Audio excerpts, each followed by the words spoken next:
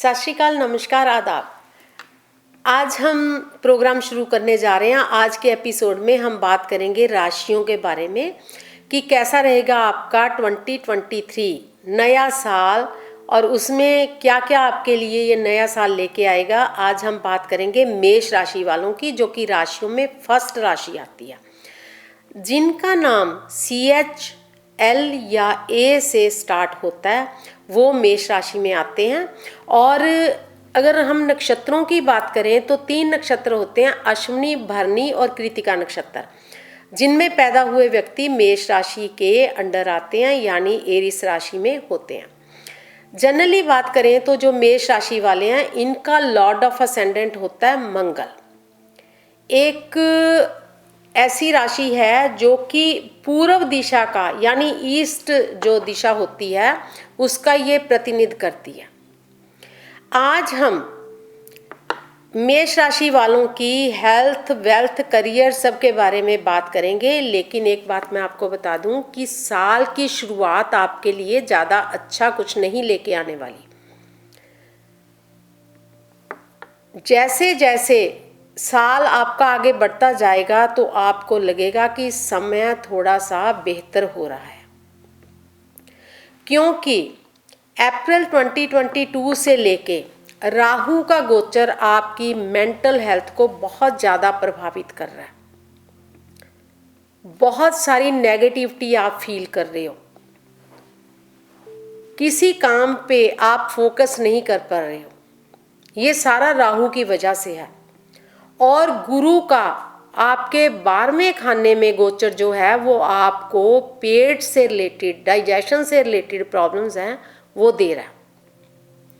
और साल के शुरुआत में शनि की तीसरी दृष्टि आपको और आपकी मेंटल हेल्थ को और ज़्यादा बुरा बना सकती है। आप ज़्यादा डिप्रेस्ड फील करोगे अपने आप को। तो ये तो है आपकी हेल्थ के बारे में। लेकिन जैसे ही अप्रैल 2022 के बाद गुरु आपके फर्स्ट हाउस में आ जाएगा तो हालात कुछ बेहतर बनेंगे। फिर आपको लगेगा कि आप पहले से कुछ अच्छा महसूस कर रहे हो। और जब राहु 29 नवंबर के बाद अपनी राशि चेंज करेंगे तो उसके बाद आपके लिए काफ़ी अच्छा जो टाइम है वो आ जाएगा, और आप सेहत संबंधी जो आपकी परेशानियां वो धीरे धीरे दूर होती चली जाएंगी। अब हम बात करते हैं धन की। जब सेहत अच्छी हो तो धन आ ही जाता है, और धन ऐसी चीज़ है कि सभी को इसकी ज़रूरत होती है। जहाँ तक हम नए साल में बात करें कि मेष राशि वालों के लिए जो आपका पिछला फंसा हुआ कोई पैसा है वो इस साल निकलने के पूरे चांसेस बने हुए हैं, और आपकी जो हाथ की तंगी है या बोलने की जो आपकी फाइनेंशियल क्राइसिस हैं वो थोड़ी कम होंगी। कहीं से रुका हुआ पैसा आपका आ सकता है।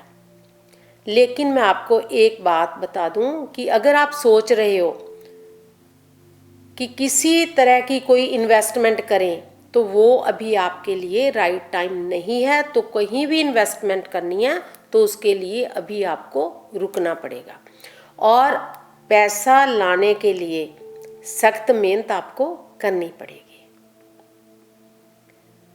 स्टूडेंट्स की बात करें, पढ़ाई की बात करें, जब भी राहु फर्स्ट हाउस में हो तो ये मन को भटकाता है, मन की शांति को छीनता है। तो इसलिए जो स्टूडेंट्स हैं वो अपनी पढ़ाई पे फोकस नहीं कर पा रहे, और उनका जो मन का भटकाव है उनको ज़्यादा सोशल मीडिया पे एक्टिव कर रहा है। और ये स्टूडेंट्स पढ़ने में जो टाइम देना है वो बैठ के वो सोशल मीडिया पे वेस्ट कर रहे हैं। इसके लिए आपको अपने ऊपर थोड़ा सा कंट्रोल करना पड़ेगा। और ये मत सोचिए कि बिना मेहनत के आप कुछ कर लोगे स्टडी में। कोई भी इस साल शॉर्टकट काम नहीं करेगा,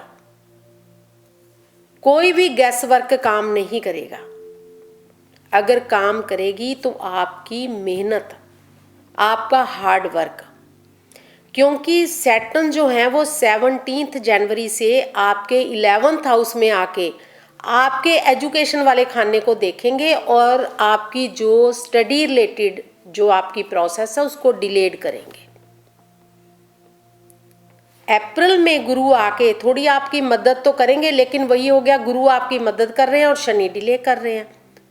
तो वहाँ पे शनि क्योंकि हार्ड वर्क से ही फल अच्छा देते हैं, तो आपको हार्ड वर्क ही आपके काम आएगा।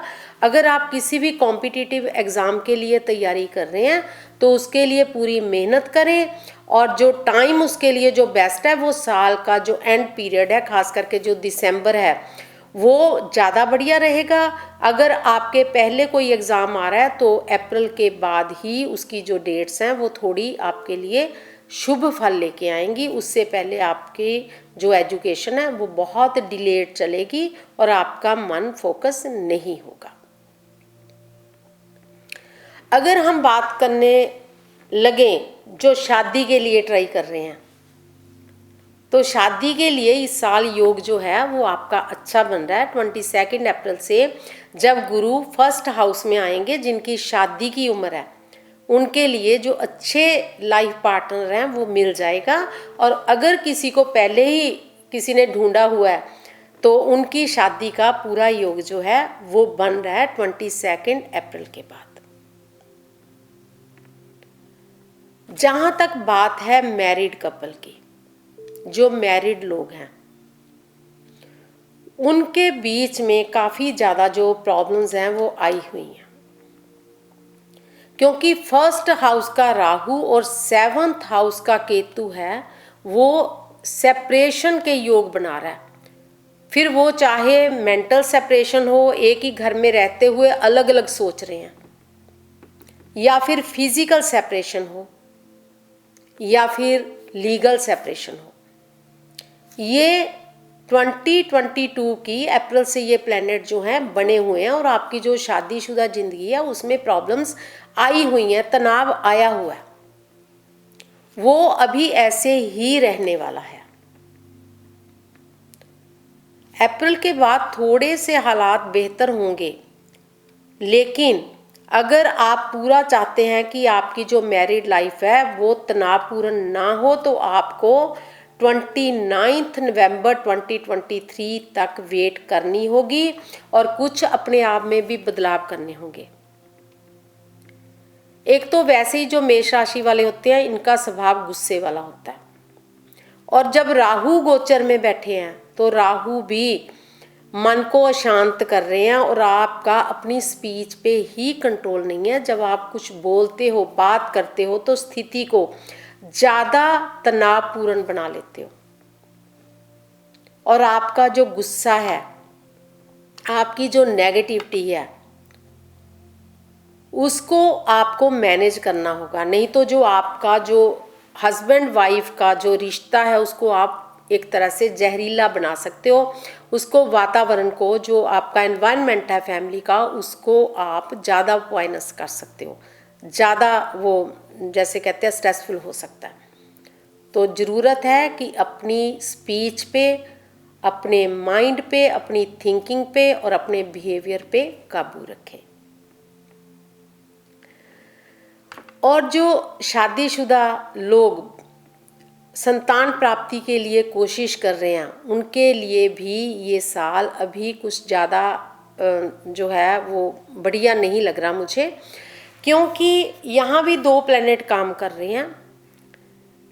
जो गुरु हैं वो आपको अच्छा फल देने के लिए कोशिश करेंगे, लेकिन जो सैटर्न है, शनि है, वो स्थिति को थोड़ा जो प्रोसेस है उसको डिलेड करते हैं। कुछ लोग होते हैं जो IVF या सरोगेसी जैसे मेथड अपनाने चाहते हैं, तो उनके लिए भी ये साल जो है वो नवंबर तक ज़्यादा बढ़िया नहीं है। हालांकि अप्रैल के बाद थोड़े हालात अच्छे बन रहे हैं, लेकिन उतने अच्छे नहीं जितने होने चाहिए। तो इन सारी प्रोसेसेस के लिए आपको थोड़ा इंतज़ार करना पड़ेगा। और इसी के साथ हम लेते हैं एक छोटा सा ब्रेक, मिलेंगे ब्रेक के बाद और बात करेंगे फिर हम मेष राशि की।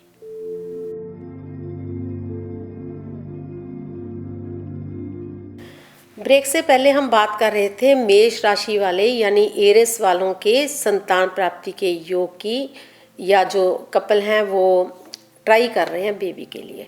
अब हम आगे बात जारी रखते हैं, तो बात करेंगे जो लोग जॉब्स कर रहे हैं।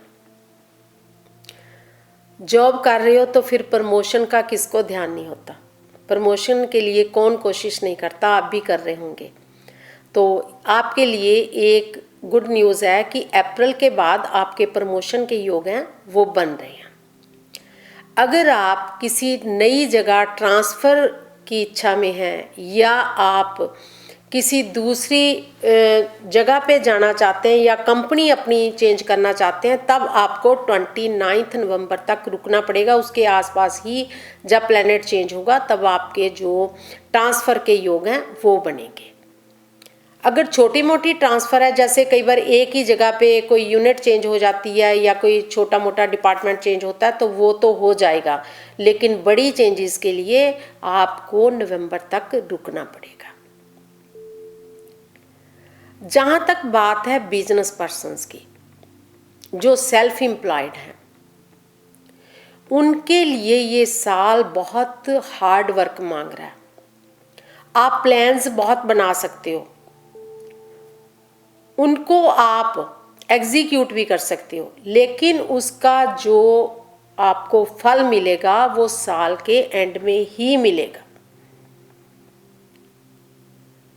जो लोग जॉइंट वेंचर में लगे हुए हैं, किसी के साथ मिलकर, जिसको साझा कारोबार बोल देते हैं, वो कर रहे हैं, तो उनके लिए ये साल थोड़ा कठिनाइयों भरा है।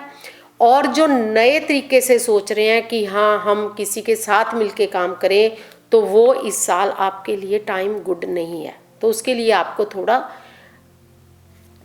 वेट करना पड़ेगा।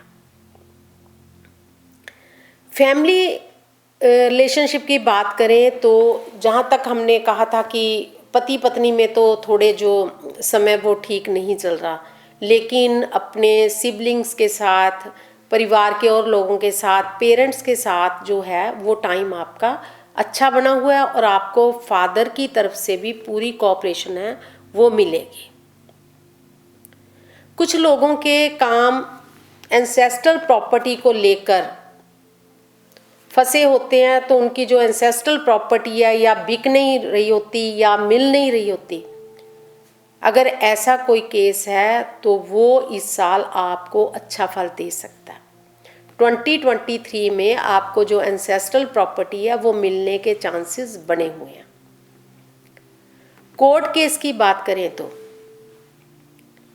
अगर आपके पिछले जो केसेस हैं, लीगल इश्यूज हैं, वो चल रहे हैं, तो इस साल उनका भी आपको बढ़िया फल नहीं मिल सकता।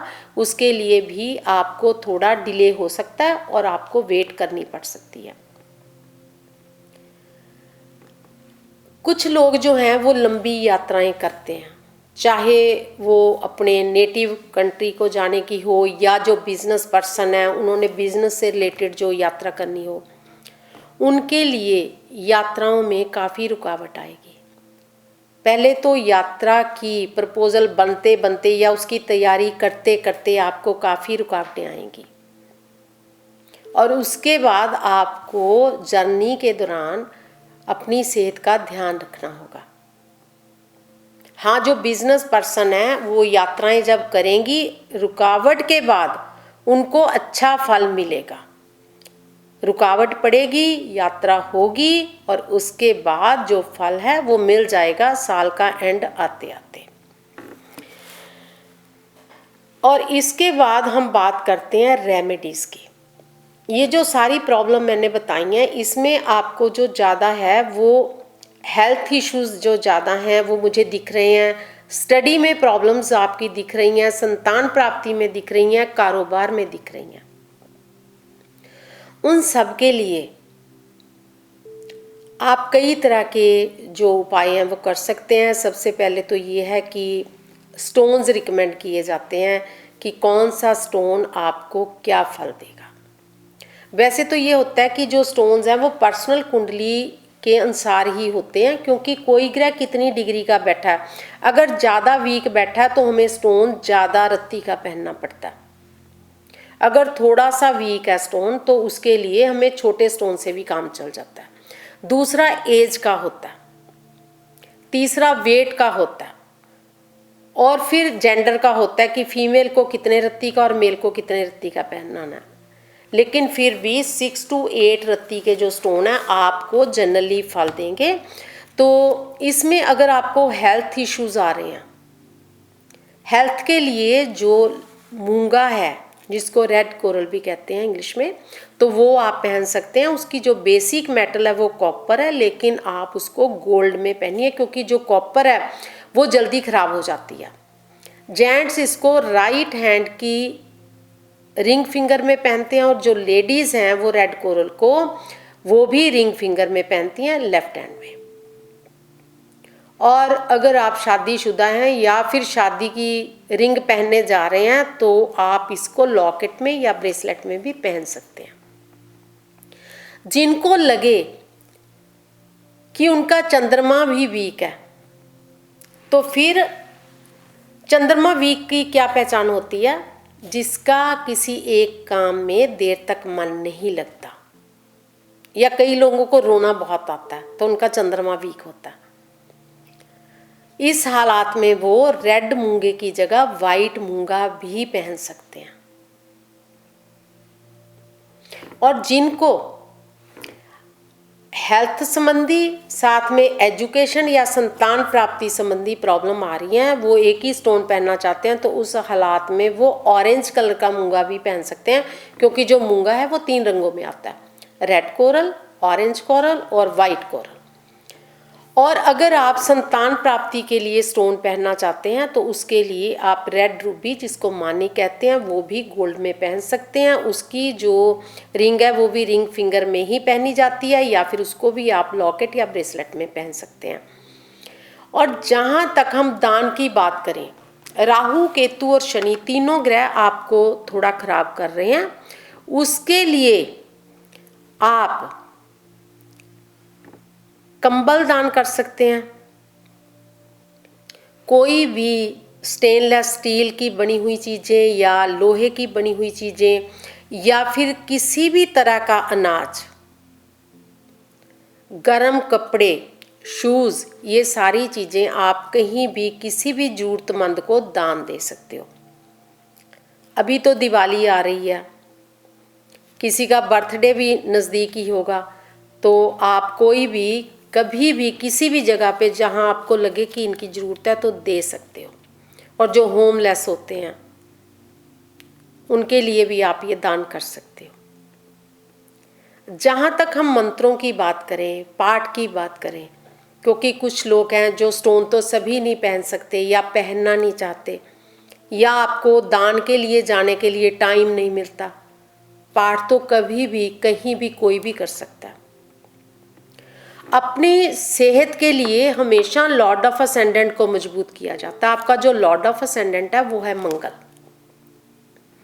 मंगल के लिए ओम क्राम क्रीम क्रॉम सैभौमाय नमः, कई लोग इसको जी के साथ भी प्रोनाउंस कर देते हैं, ओम क्रांग क्रीम क्रॉन्ग सैभौमाय नमः, ये पाठ आप कर सकते हो।